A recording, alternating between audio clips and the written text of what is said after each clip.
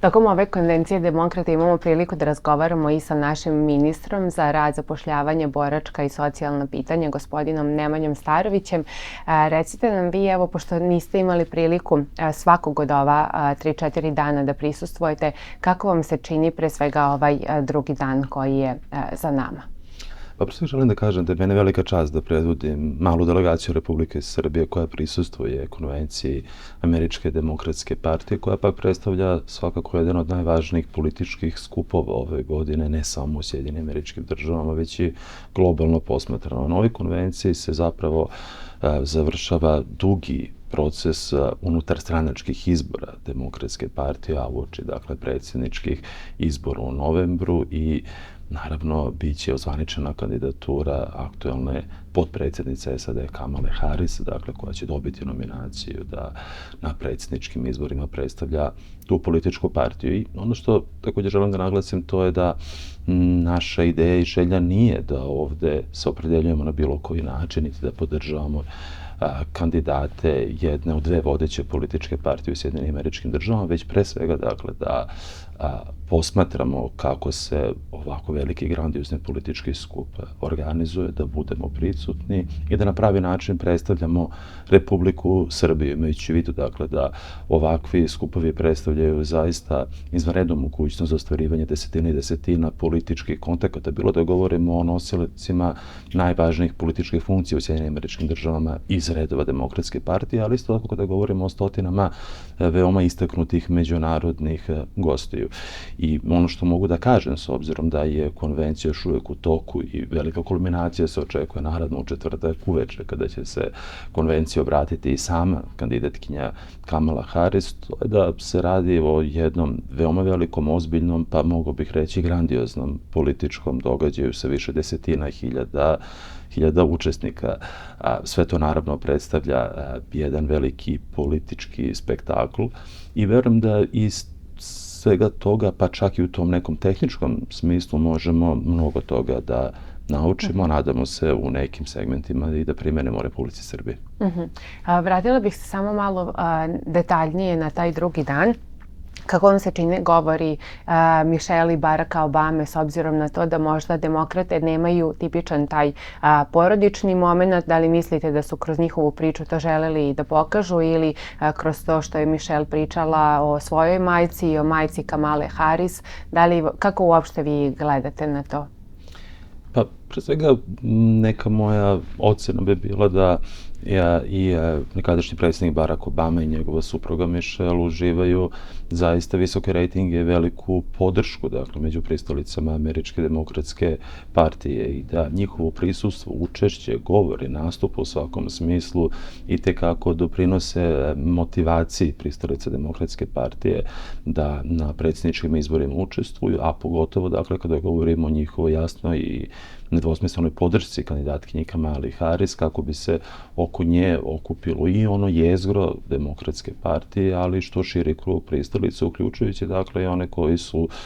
do sada još uvek neopredeljeni, a koji veoma često zapravo odnesu tu prevagu i odluče o pobedniku predsjedničkih izbora, pogotovo kada govorimo opet o tim takozvanim kolebljivim državama na koje se na koncu sve svodi. Sve u svemu, dakle, zaista mislim da su nastupi i Baracka Obame i njegove supruge Michelle bili veoma upečatljivi i da su nesumnjivo dali veliki doprinos, dakle, motivaciji pristalica Demokratske partije. Jel doživljavate negde kao svojevrsnu prozivku to što je Michelle rekla da gospodin Trump pretenduje na mesto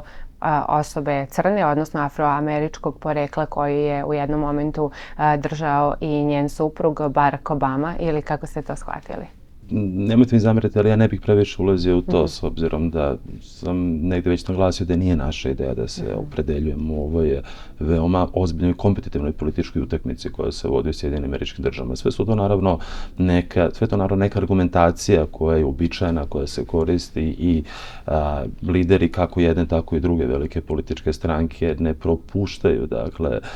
priliku da pošalju nekakve otrovne strelice, ako ih možemo tako nazvati, a sve u cilju, dakle, što uspešnije kampanje svoje političke opcije. I zaista mi se čini da je ova trka veoma kompetitivna, da je odustajanje aktualnog predsjednika Josefa Bajdena od predsjedničke trke i ulazak za mnoge pomalo neočekivan potpredsjednice Kamale Harris doneo jednu novu dinamiku, novi momentum, kako se to ovde naglašava, u predsjedničku trku koja će biti veoma neizvesna i mislim da možemo mnogo toga i novog i drugačijeg da očekujemo u narednih nekoliko sedmica. Jel možete detaljnije malo da nam kažete koliko predstavnika naše zemlje je došlo, odnosno sa vama, i koliko uopšte to, rekli ste, da znači za Srbiju, kakav je bio osjećaj i vama lično što ste upravo imali tu, možemo da kažemo, čast da prisustvujete jednom ovakvom događaju? Što se tiče delegacije Republike Srbije, ona je svakako mala. Ja je predvodim, sa mnom su i kolege iz ambasade Republike Srbije u Vašingtonu. Mislim da je to veoma važno, budući da se na marginama, dakle,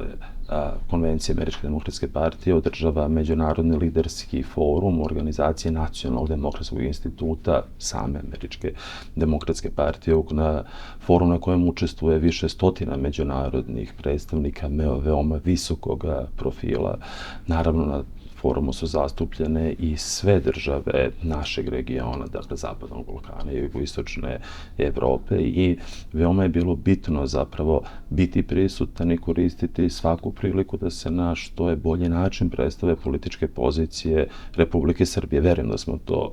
već uspjeli da ostvarimo i to ćemo učiniti narednih dana do kraja same konvencije kroz više desetina različitih susreta i kontakata druge vrste sa,